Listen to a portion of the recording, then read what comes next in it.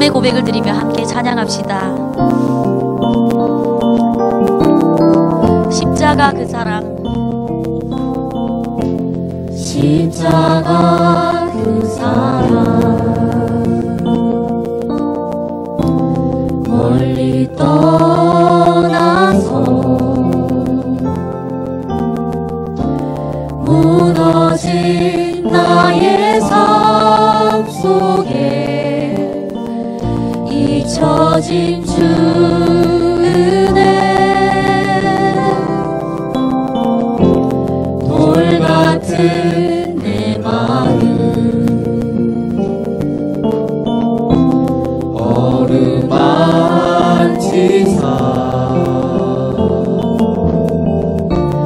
다시 일으켜 세우신 주를 사랑합니다.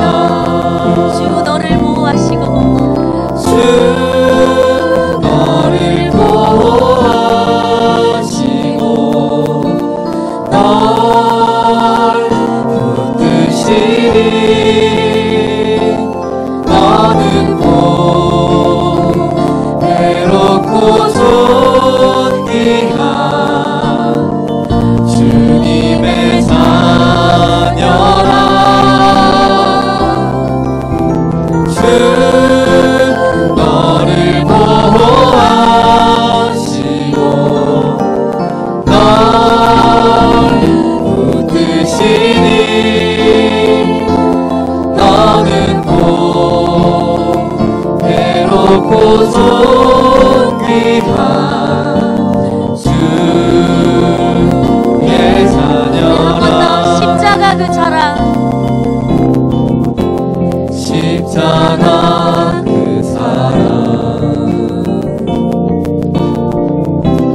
멀리 떠나서 무너진 나의 삶 속에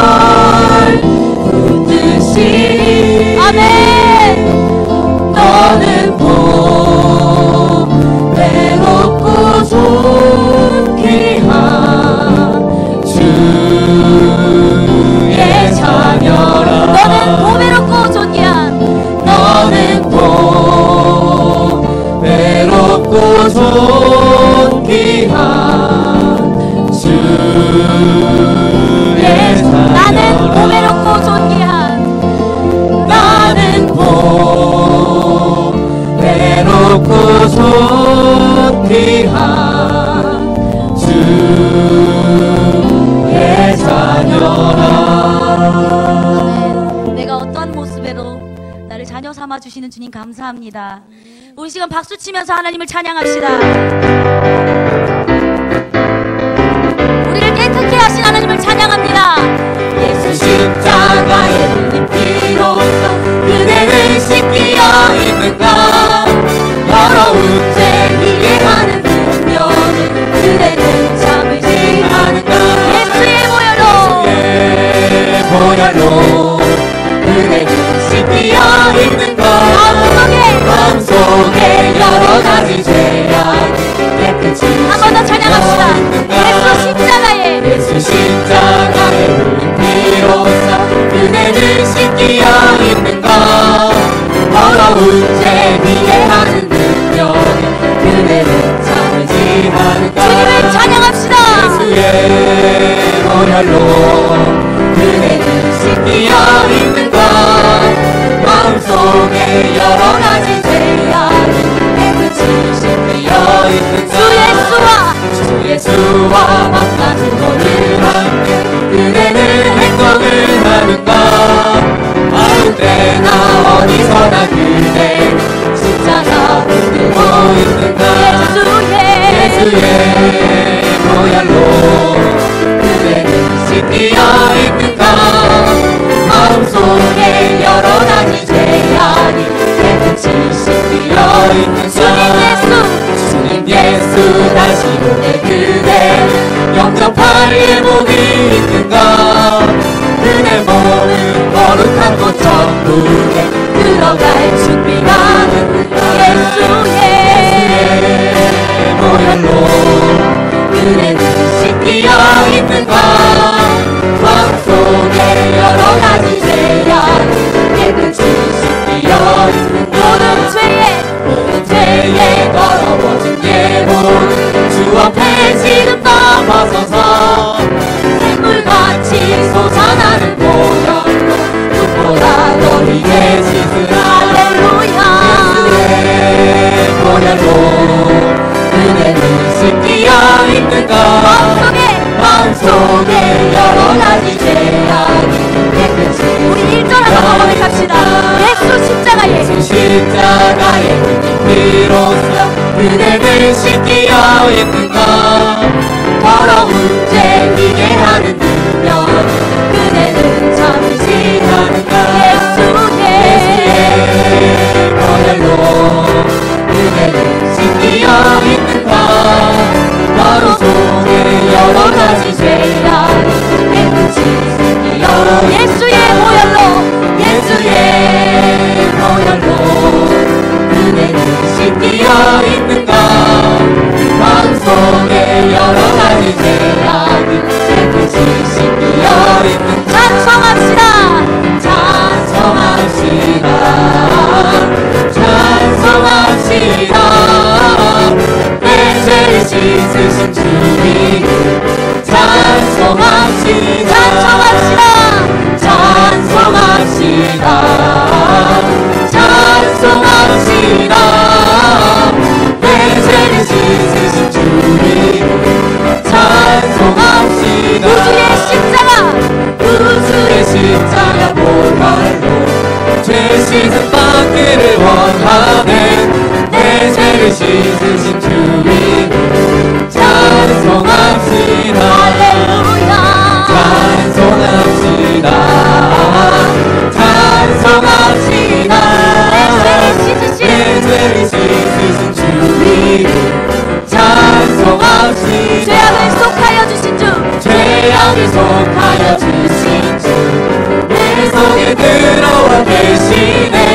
십자가 앞에서 주님을 찬송합시다.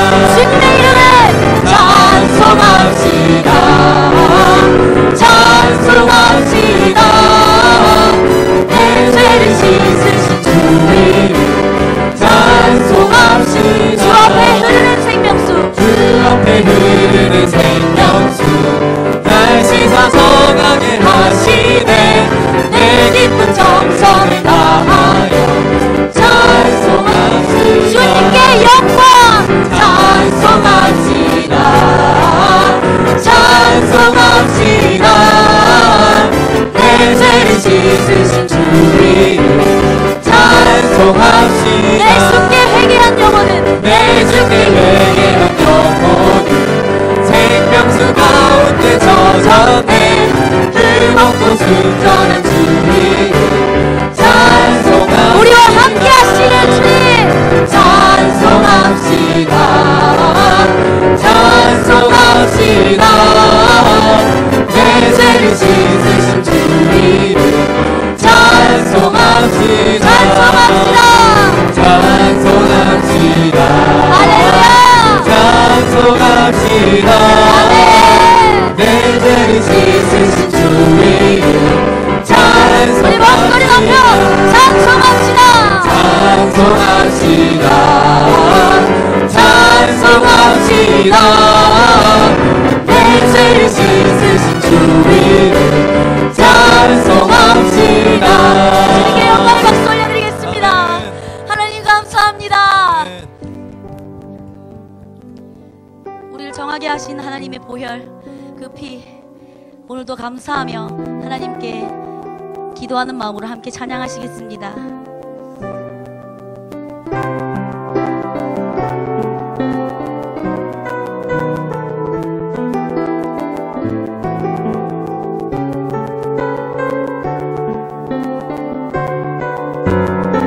주보혈 날 정결케 하고 주보혈 날 정결케 하고 주보혈 날 자유케 하니 주 앞에 나 예배하는 이 시간 나의 모든 것을 주께 드리네. 주의 손 날 위해 지키셨고 주의 발 날 위해 박히셨으니 이제는 내가 사는 것이 아니 오직 주를 위해 사는 것이라. 주의 손에 나의 손을 포개고 주의 손에 나의 손을 포개고 또 주의 말에 나의 말을 포개요. 나 주와 함께 죽고 또 주와 함께 살리라. 영원토록 주 위에 살리. 주의 손에 나의 손을 주의 손에 나의 손을 포개고 또 주의 말을 나의 말을 포개요. 나 주와 함께 죽고 또 주와 함께 살리라. 영원토록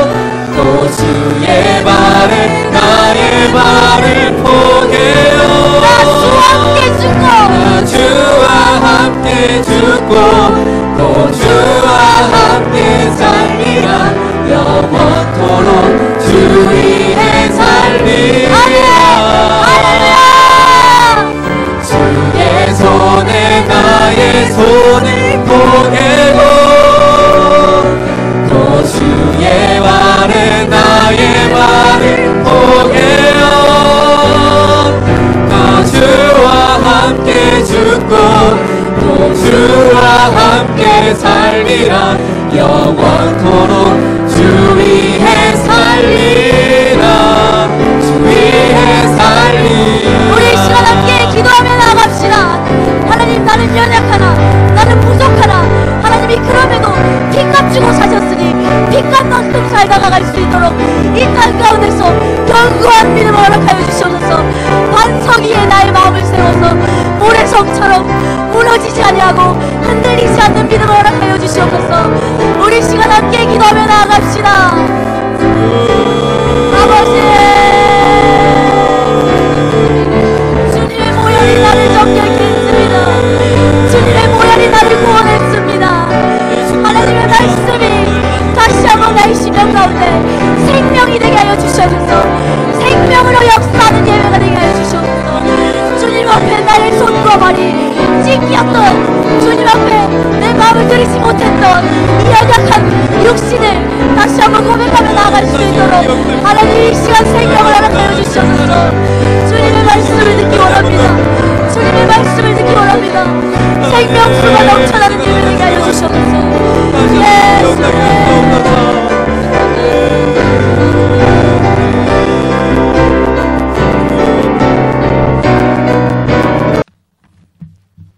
할렐루야.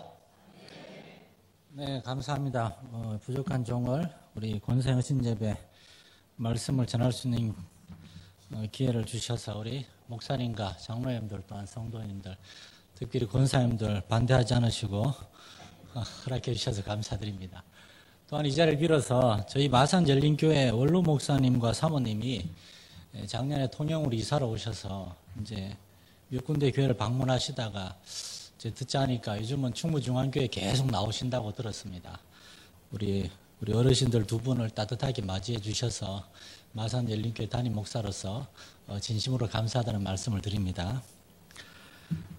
오늘 권사영신예배를 맞이해서 저는 민 목사님에게 1월 초에 권사영신예배 이렇게 얘기를 듣자마자 하나님께서 제 마음에 주신 말씀이 있습니다. 사실은 하나의 단어인데 그건 바로 시냇가에 심겨진 나무였습니다. 이 말씀은 시편 1편에 나오는 그런 한 나무에 대한 이야기인데 그 뒤로 지난 한 달 동안 이 말씀을 계속 이렇게 읽고 묵상하고 그러면서 이 단어에 들어있는 깊은 뜻에 대해서 이렇게 많이 먼저 배웠고 오늘 여러분과 함께 나누면서 피차 은혜 받기를 원합니다. 신앙생활을 하면서 가장 어렵고 힘든 일들이 무엇일까요? 많은 것들이 있는데 그 중에 하나는 우리의 신앙생활은 단거리 경주가 아니라 장거리 경주라는 것입니다. 이 자리에 우리 학생들이나 청년들도 앉아 계신데 또한 동시에 우리 장로님, 권사님들, 나이 많은 집사님들 그분들을 보면서 우리가 기억할 것은 우리가 저 나이가 될 때까지 하나님을 믿고 섬겨야 된다는 겁니다. 우리의 신앙생활은 1000m, 5000m 경주도 아니고 42km를 달리는 마라톤보다도 더 길고 긴 수십 년에 걸친 장거리 경주입니다. 사실은 우리의 평생에 걸친 삶을 다 드려야 되는 그런 어려운 일입니다. 목회자로서 교회를 섬기면서 어린이들이 교회를 잘 다니다가 학생회 청년에 올라가면서 교회를 떠나는 모습을 종종 보게 되는 것은 너무나 안타까운 일이었습니다. 어떤 사람들은 청년회 때 또는 결혼하고 남전도에 여전도에 올라가면서 교회를 잘 섬기고 나중에 교회에 중직이 되어서 정말 우리 권사님들, 장로님들처럼 중직이 되어서 교회를 섬겨야 될 그러한 분들이 도중에 여러 가지 이유들로 교회를 떠나는 모습들도 보게 됩니다. 너무나 안타까운 일이에요. 그래서 오늘 헌신 예배를 드리는 권사님들을 보면서 저는 그런 생각이 듭니다. 이분들은 교회에 이제 오랫동안 교회를 섬긴 분들로서 목회자의 가장 든든한 동역자로 오랫동안 일해 왔는데 이분들이 또 죄송한 표현입니다. 이 나이에 또 헌신 예배를 드릴 만큼 열정을 가지고 있다는 사실을 보면서 저는 먼저 여러분을 너무나 축복하고 싶고 또한 여러분의 담임 목회자이신 민 목사님이 여러분을 보시면서 얼마나 기뻐하실까 그러한 마음이 듭니다. 사실 오늘날 교회를 보면은 옛날하고 많이 바뀐 게 있어요. 옛날에는 너나 할 것이 전부 다 교회를 열심을 냈는데 요즘은 이제 젊은 사람들은 종종 이렇게 말하는 사람들이 간혹 있습니다. 우린 젊어서 너무 바쁩니다. 일하느라고 바쁘니까 시간도 많으신 어르신들이 교회 일 좀 해주십시오. 그러면 나이가 드신 어르신들은 야 우리 젊을 때 쇠 빠지게 일했는데 또 하란 말이냐. 니들이 좀 해라 이렇게 서로 일을 미룬다는 그런 교회들이 있습니다. 그런 가운데 우리 권사님들이 정말 교회 우리 여자 성도들 중에서는 그래도 아까 보니까 좀 젊은 분들도 계시긴 하던데 그래도 일반적으로 제일 나이가 많고 오랫동안 교회를 섬긴 여자 성도들이 권사님들일 텐데 그분들이 젊은 성도들 앞에서 나이 많은 우리가 주님께 헌신하고자 합니다. 주님 우리를 써주십시오. 이렇게 헌신 예배를 드리는 것이 얼마나 귀한 일인가 그런 생각을 해보게 됩니다. 우리 존경하는 민 목사님 섬깁시는 우리 충무중앙교회가 교회 안에서 우리 정말 서로 간에 일을 떠넘기는 교회가 아니라 우리 나이 드신 분들은 한 살이라도 더 먹은 내가 시간 많으니까 내가 일할 테니까 우리 젊은 사람들은 좀 쉬구려라고 하고 젊은 사람들은 아닙니다. 한 살이라도 더 젊은 제가 교회를 섬길 테니까 우리 권사님들, 장로님들 그만 쉬셔도 됩니다. 이렇게 막 서로 일하려고 그렇게 할 수 있는 교회가 되시기를 축원합니다, 여러분. 과연 그런 교회가 될 수 있을까? 그런 생각이 드십니까? 제가 이 예배 분위기를 보니까 놀란 게 있어요. 우리 찬양 인도하시는 분들이 청년들인가요? 네, 주일 오후 예배에 청년들이 찬양 인도하는 교회가 요즘 점점 사라지고 있습니다. 그러니까 하면 청년들이 오후 예배 안 나오니까. 여기 보니까 청년들도 있고 간혹 보니까 학생들 같아 보이는 청년들인지 모르겠지만 학생들도 있어 보이고 이렇게 젊은 사람들이 찬양 인도하고 어르신들이 뒤에서 막 손들고 막 찬양하는 걸 보면서 너무나 이렇게 막 자발적으로 하나님을 예배하려고 하는 그러한 분위기를 제가 느끼면서 너무나 부럽네요. 우리 교회가 안 그런 건 아니지만은 우리 교회도 이렇게 되는 이런 교회가 될 수 있도록 기도해야 되겠다 그런 마음이 많이 듭니다. 오늘날 그렇지 않은 교회들이 너무나 많거든요. 어떤 사람들은 그렇게 얘기합니다. 저도 주님의 일을 많이 하고 싶고 열심히 하고 싶은데 점점 신앙생활 하기가 힘이 듭니다. 교회 다니는데 마음에 기쁨도 없고 시간 내기도 어렵고 또 교회를 하면서 사람들하고 이렇게 저렇게 부딪히는 것 때문에 시험도 들고 상처도 받고 그래서 조금씩 손을 떼게 됩니다. 이 무슨 말인가 하면은 신앙생활을 오래 하면 할수록 주를 섬기면 더 섬길수록 더 힘들어지고 더 지친다는 것입니다. 그런데 여러분, 주님이 아직 우리를 부르지 않았습니다. 주님이 언제 우리를 부르실지 몰라요. 그때까지 우리는 계속해서 주님을 섬기면서 계속 해야 됩니다. 주를 섬기다가 중도에 포기하고 막 세상으로 나아가서도 안 되지만 교회는 있지만은 주를 향한 믿음과 사랑과 헌신과 그 뜨거움들이 막 계속 자라가지를 못하고 시간이 지날수록 신앙생활이 메말라가고 열정이 식고 삶의 감사와 기쁨을 잊어버린 채 그냥 교회에만 나오는 그러한 삶을 살지 않는 참으로 우리 권사님들이 이렇게 헌신 예배를 드리듯이 우리 모든 성도들이 매 주일마다 하나님 앞에 헌신 예배 드린다는 마음으로 하나님께 헌신하실 수 있는 여러분 되시기를 축원합니다, 여러분. 그렇다면 과연 어떻게 하면 그러한 삶을 살 수가 있겠습니까? 그러한 삶의 비결은 무엇입니까? 영적으로 충만한 가운데 주님의 나라와 주님의 몸된 교회를 섬기고 사람들하고 같이 일하다 보면은 다툴 수도 있어요. 의견이 안 맞을 수도 있어요. 그러한 걸 우리의 마음이 상할 수도 있어요. 그러나 그러한 크고 작은 시험에 우리가 넘어지지 않고 그것을 이겨내고 또한 다른 사람들, 오히려 시험에 들어있는 사람들을 돌아보고 그들을 권면하고 위로하고 위에서 기도해주며 세워줄 수 있는 이러한 사람이 될 수 있는 비결이 무엇인가? 하나님의 위대한 이 시편 말씀 중에서 1편이 바로 얘기하고 있는 것이 바로 이것입니다. 시편 1편 1절은 이렇게 시작합니다. 복 있는 사람이 있다는 것입니다. 복 있는 사람. 근데 우리말에 복 있는 사람이라고 했는데 사실 더 정확한 번역은 복 받을 사람입니다. 복 있는 사람이 이렇게 되는 것도 맞지만 이런 사람이 복을 받을 사람이라고. 하나님이 이런 사람을 기억하시고 복 주신다는 건데 그런 사람은 어떤 사람입니까? 몇 가지로 설명하는데 1절에서는 하나님께 복 받을 사람은 악인들의 꾀를 따르지 아니하며 죄인들의 길에 서지 아니하며 오만한 자들의 자리에 앉지 않는 사람이라고. 다시 말해서 이 악인들, 죄인들, 오만한 사람들이 많은 세상 속에서 살아가지만 그들의 삶의 방식이나 모습이나 길을 따라가지 않고 구별된 삶을 사는 사람들, 이것은 잘못됐다는 것을 알고 우리 자신을 지킬 수 있는 그러한 사람들, 이러한 사람들이 하나님께 복받을 사람인 줄 믿으시기 바랍니다, 여러분. 또한 두 번째로 복받을 사람은 2절에 보면 하나님의 말씀을 즐거워하는 사람입니다. 하나님 말씀을 읽고 묵상하고 공부하고 근데 하나님 말씀이 즐겁기 쉽지 않아요. 요즘처럼 즐거운 게 많은 세상에서 하나님의 말씀이 즐겁다고 하는 것은 하나님을 사랑하기 때문입니다. 마치 사랑하는 사람이 서로 간에 편지, 요즘은 다 카톡이나 뭐 이메일로 주고받지, 옛날에는 손편지로 썼잖아요.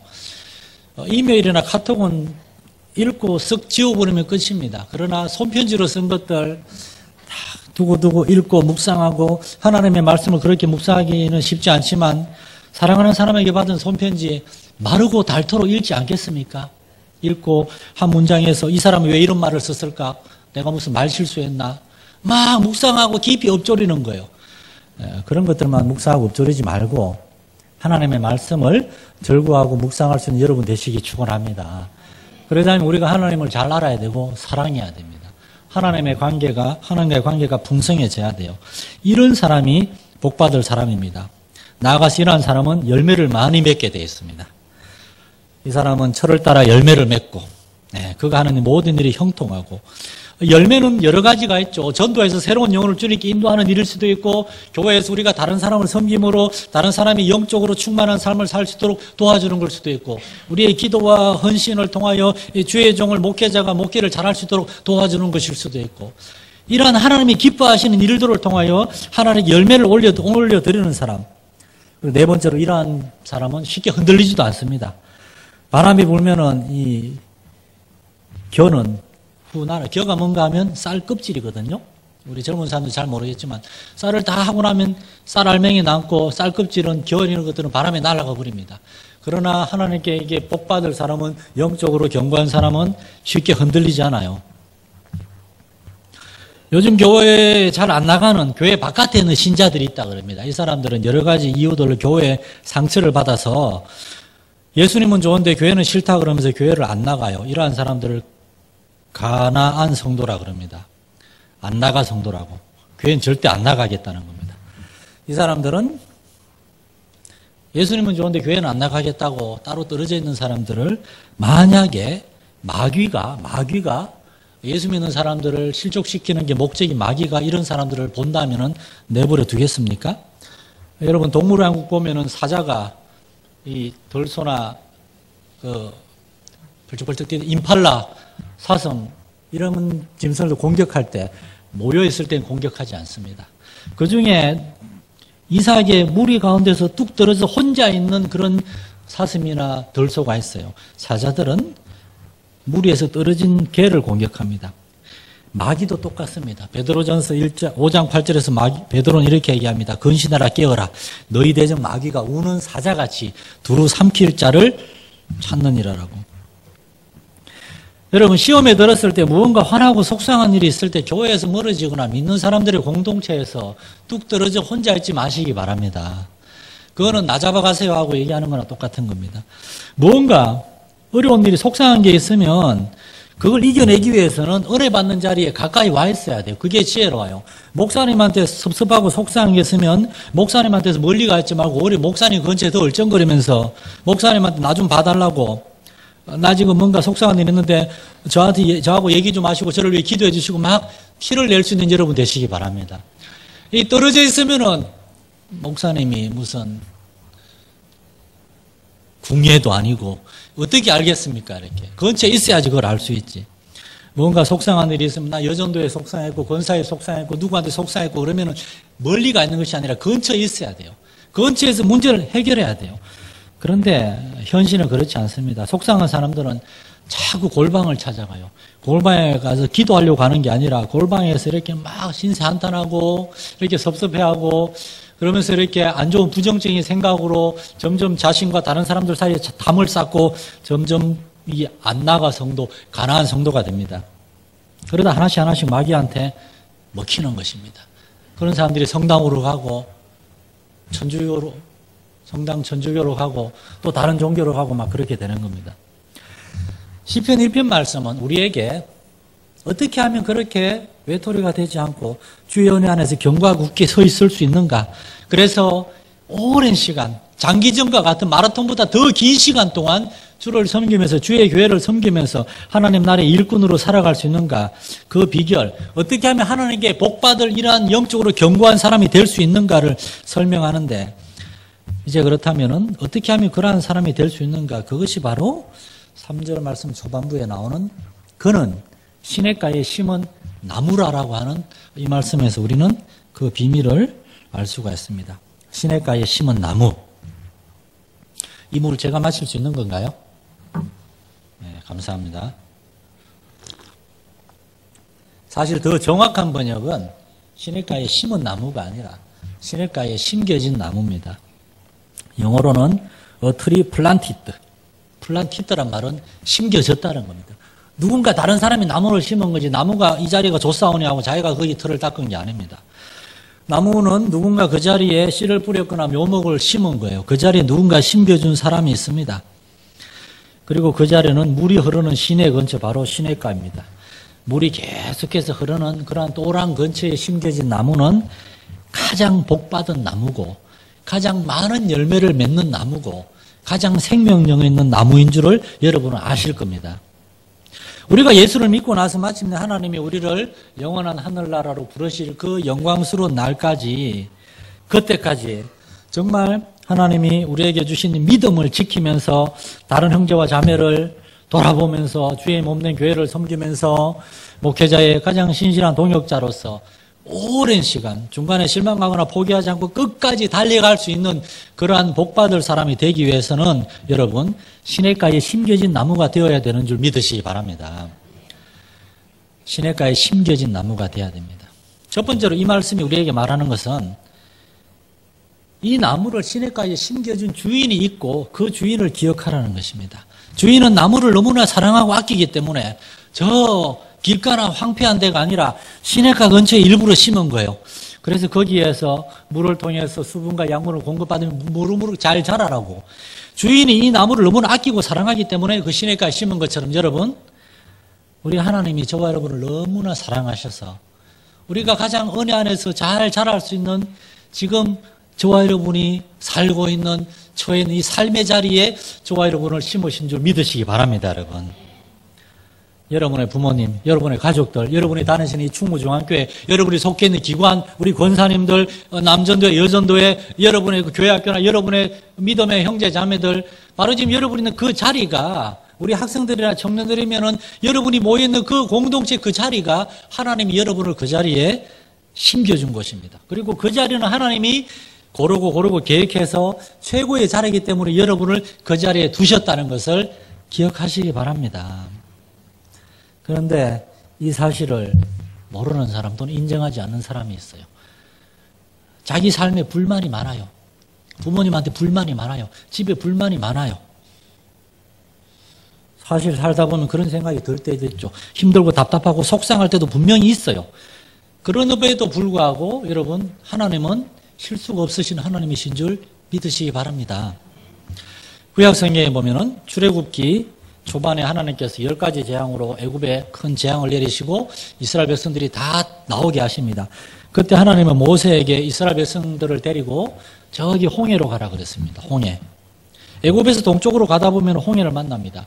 그런데 홍해를 만나지 않고 위쪽으로 삥 둘러가면은 바다를 건너지 않고 가나안 땅으로 들어갈 수 있는데 하나님은 홍해가 앞으로 이스라엘 백성들을 인도하시고, 그리고 바로 뒤에서 애굽 왕이 바로가 열을 잔뜩 받아가지고 애굽 군사를 이끌고 이스라엘 백성들을 쫓아옵니다. 다 죽이겠다고 이를 바득바득 갈면서 달려오고 있는 겁니다. 이때 이스라엘 백성들 중에는 모세를 향하여 출애굽기 14장 11절에 보면 애굽에 매장지가 없어서 당신이 우리를 이끌어내어 이 광야에서 죽게 하느냐, 어찌하여 당신이 우리를 애굽에서 이끌어내어 이같이 하느냐, 막 따집니다. 이렇게 다 죽게 생겼다 이거죠. 앞에는 바다고 뒤에는 애국군들이 칼을 들고 쫓아오고 있고. 정말 이제 하나님 어떻게 그런 사면 초가에 그런 상황으로 이스라엘 백성들을 인도하신 것일까요? 하나님이 실수하신 것일까요? 그게 아닙니다. 하나님의 계획이 있었습니다. 첫 번째 계획은 이제 곧 광야에 들어가면은 아무것도 없고 하나님만 의지해야 되는 거예요. 애굽에서 노예의 종살이를 했지만 먹을 것, 마실 것이 풍부하던 곳에서 이제 광야로 들어간 이스라엘 백성들은 하나님만 바라봐야 되는데 이제 홍해에서 하나님이 어떠한 분이신지를 보여주려는 하나님의 계획이 있었습니다. 하나님은 모세가 바다 위로 손을 내밀 때 여호와께서 큰 동풍으로 바닷물을 밤새도록 물러가게 하셨다고 되어 있습니다. 동풍이란 말은 동쪽에서 불어오는 바람입니다. 애굽에서 가나안 땅으로 가는 길이 동쪽에서 서쪽으로 가는 거예요. 하나님은 밤새도록 동풍을 불어가지고 홍해를 쫙 가르실 뿐만 아니라 홍해 바닥을 동풍으로 말렸어요. 어떤 사람은 그 진흙 같은 뻘을 사람들이 어떻게 걷느냐 그러는데 성경에 분명히 하나님이 동풍으로 바다를 말렸다고 되어 있어요. 그리고 이스라엘 백성들이 걸어가는데 뒤에서 동풍이 불어주니까 막 이렇게 순풍이 돛단 듯이 막 가는 겁니다. 바람을 맞이하고 가는 게 아니라 바람이 등을 밀어주니까 이렇게 한 번 붕 뜨면 두어 발자국 막 날아가듯이 가는 거예요. 이렇게 하나님이 바다를 가르시고 막으시고 이렇게 부면 이렇게 백성들이 쭉 가는 겁니다. 이렇게. 두 번째 하나님의 뜻은 이스라엘 백성들은 홍해를 건넌 다음에 광야로 들어가도 애국 군대는 마음만 먹으면 위로 빙 둘러가지고 이스라엘 백성들을 쫓아갈 수도 있었어요.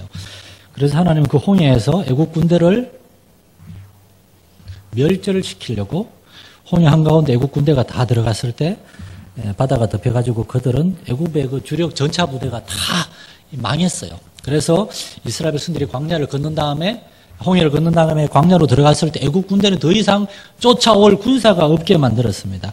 하나님의 계획 안에 이스라엘 백성들을 그 자리에 두셨습니다. 이러한 우리가 모르는 하나님의 놀라운 계획이 저와 여러분의 삶에도 있는 줄 믿으시기 바랍니다. 우리가 모를 뿐이에요. 아직 경험하지 못했을 뿐이에요. 점점 가면서 우리는 그런 걸 알게 될 거예요. 기독교 신앙의 중요한 원리 중에 하나는 기억하는 겁니다.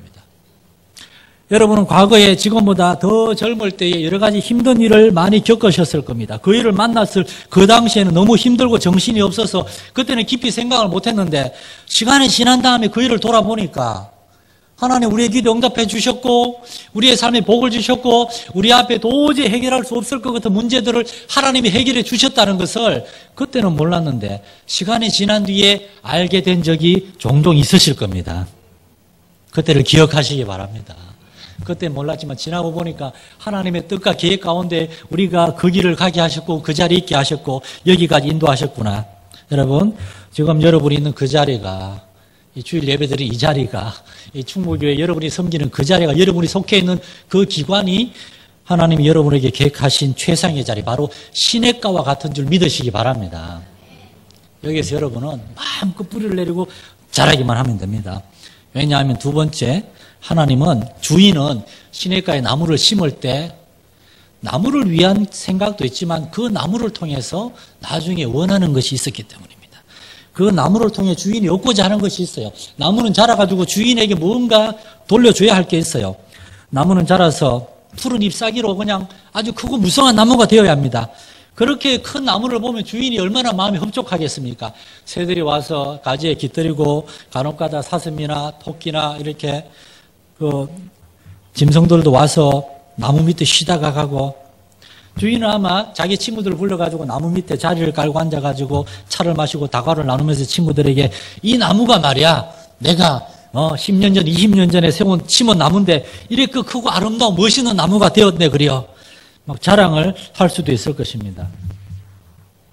하나님께서 저와 여러분을 이 자리에 심겨주신 이유는 우리가 하나님 은혜 안에서 정말 크고 풍성한 나무로 자라가지고 이렇게 하나님을 기쁘시게 하고 그리고 하나님이 가장 기뻐하는 것은 우리가 우리의 형제와 자매들을 섬기고 그들에게 무언가 유익을 주는 것 그걸 보는 겁니다.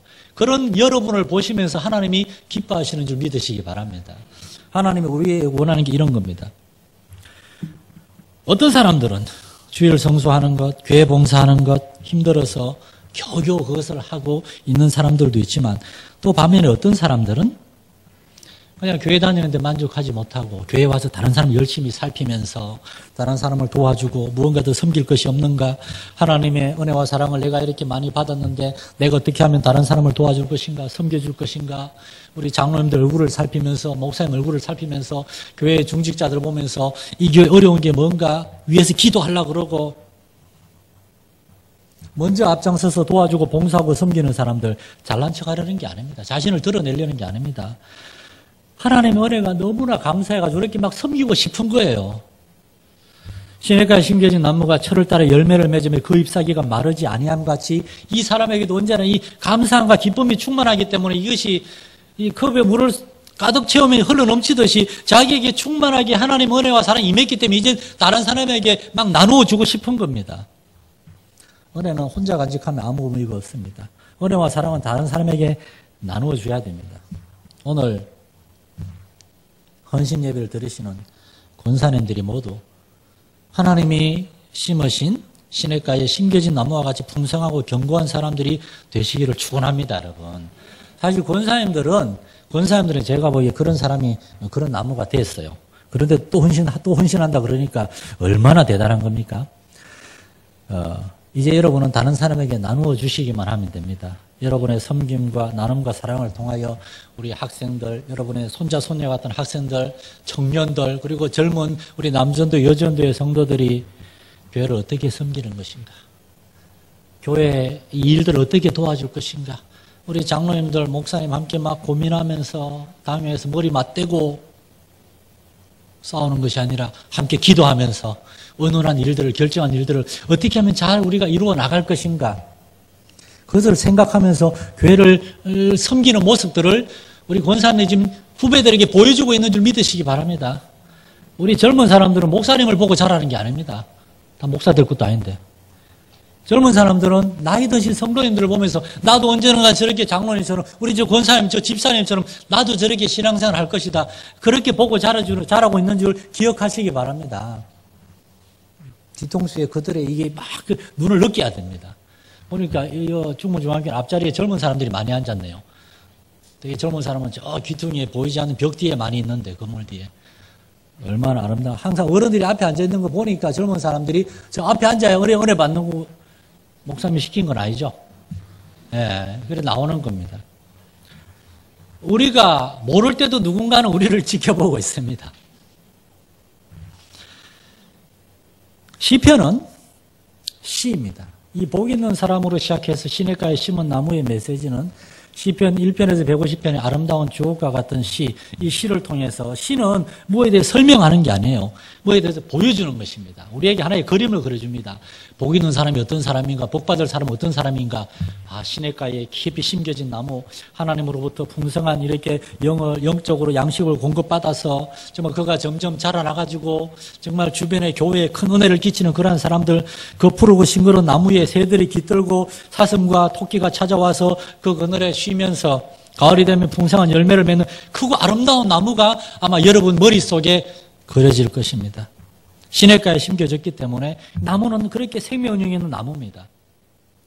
이 아름다운 시편을 통해서 우리도 역시 하나님의 은혜 안에 시냇가에 심겨진 나무와 같이 자라게 되기를 간절히 축원드리면서 마지막으로 시를 한 편 소개해드리고 싶습니다. 시편을 공부했기 때문에 시를 한 편 소개해드리고 싶어요. 이 시는 이 권사님들에 대한 설교를 한참 준비하다가 또 괜히 권사님들 시험에 드시지 말길 바랍니다. 시는 시고 비유는 비유일 뿐입니다. 제 고향 경북 김천에서 가까운 예천 출신의 안도현 시인이 쓴 너에게 묻는다라는 시입니다. 내용이 이렇습니다. 너에게 묻는다. 연탄재 함부로 발로 차지 마라. 진짜 시입니다. 너는 누구에게 한 번이라도 뜨거운 사람이었느냐? 반쯤 깨진 연탄. 언젠가는 나도 활활 타오르고 싶을 것이다. 나를 끝 닿는 데까지 한번 밀어붙여 보고 싶은 것이다. 타고 왔던 트럭에 실려 다시 돌아가면 연탄. 처음으로 붙여진 나 이름도 엇깨어져 나의 존재도 까마득히 뭉개질 터이니 죽어도 여기서 찬란한 끝장을 한번 보고 싶은 것이다.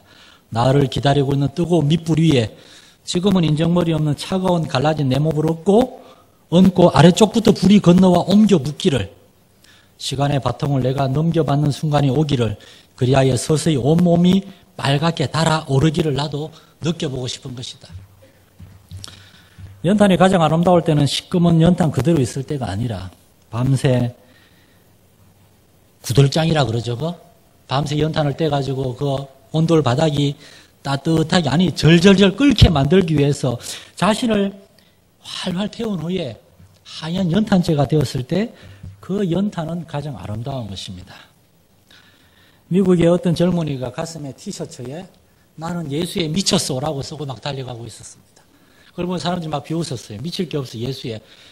지나간 다음에 뒷면에 덩이 이렇게 써놨어요. 당신은 뭐에 미쳤습니까? 당신은 무엇을 위해 살고 있습니까? 여러분, 자신을 태워가면서 밤새 주인집 안방을 따뜻하게 데펴준, 그리고 하얗게 재가 되어버린 연탄재. 우리는 연탄재를 함부로 발로 찰 자격이 없습니다.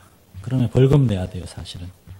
하나님이 심겨주신 자리에서 하나님이 맡겨주신 사명을 감당하기 위하여 우리 권사님들처럼 우리 충우중앙교회 모든 성도들이 하나님 우리에게 주신 한 번뿐인 인생을 후회하지 않을 만큼 최선을 다하여 교회를 섬기고 목사님을 섬기고 다른 형제와 자매를 섬김으로 다 타버린 연탄재와 같이 하얗게 되어버렸다면 그러한 여러분의 삶은 하나님 앞에서 가장 복되고 영광스러운 삶이었음을 기억하시기 바랍니다.